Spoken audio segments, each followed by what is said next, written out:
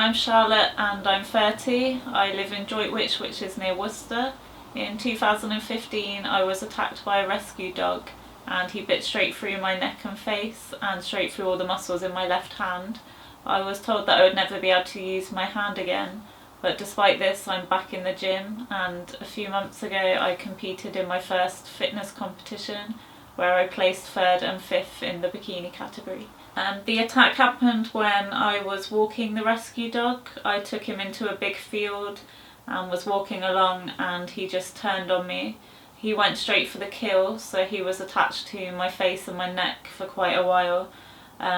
He was probably attached to my face for about 2 to 3 minutes, but at the time it felt a lot longer. I managed to wrestle him off my face and he bit straight through my hand, and it just felt like he was sawing through my hand for minutes and minutes. I finally managed to get him off and then just managed to grab a hold of him and take him back to the rescue centre. So all in all it probably only lasted 5 minutes, but at the time it felt like it lasted forever. My initial reaction during the attack was fear. I was scared and I felt like, honestly, I felt like my whole face was hanging off and there was blood everywhere. I also felt scared. I didn't want him to run away and attack anyone else. And then once I got him back to the rescue centre, I felt guilty because I didn't know if anything that I had done had upset the dog. I was just walking him, but I felt a sense of guilt as well for the dog. I felt bad for the dog. So when I got back to the centre were really shocked at what had happened. They were scared as well because it looked a lot worse than what it was, with blood everywhere, and they just helped me get straight to hospital. Unfortunately, after the attack the police seized the dog and they had to run lots of different tests on him to see how aggressive he was, and unfortunately he did have to be put down. So since the attack I have had about 3 or 4 surgeries. So some of them were just to clean out the infection because it was a dog bite and it was a rescue dog. It did get quite infected. So I had a few on my face to get rid of the infection.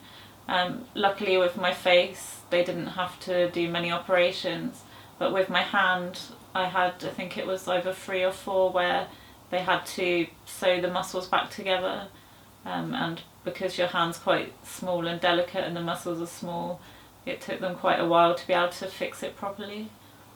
After the operations I then had to have physio every week back at the hospital for a year until I could use my hand properly. So I'm a personal trainer, so I really didn't want to take any time away from the gym. So stupidly the next week I was back in the gym but still wearing my cast on my hand and trying to do everything I could around it.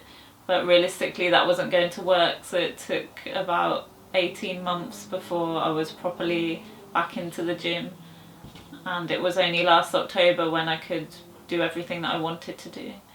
My whole preparation for competing and getting to stage was all done on a vegan diet too, which made things even harder. Everybody thinks that all bodybuilders eat chicken and broccoli and chicken and rice, and I just wanted to prove that you could do it on a plant-based diet as well.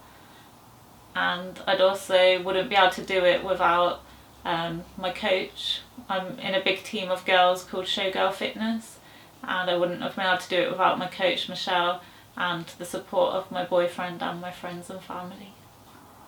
I felt accomplished when I stepped onto stage. I felt like I'd finally achieved my dream, and I felt like I could inspire other people to follow their dreams, and I was just really happy that I had reached my goal. I decided I wanted to compete. I've always wanted to do it since 2011, and obviously the dog attack set me back quite a bit. I turned 30 this year and I wrote a list of things that I wanted to achieve while I was 30, and competing was always going to be top of the list, and so it was my goal for a long time. And then I just wanted to prove to people not to give up on your dreams. Even if you have setbacks, you can use them to your advantage and make it into a good situation.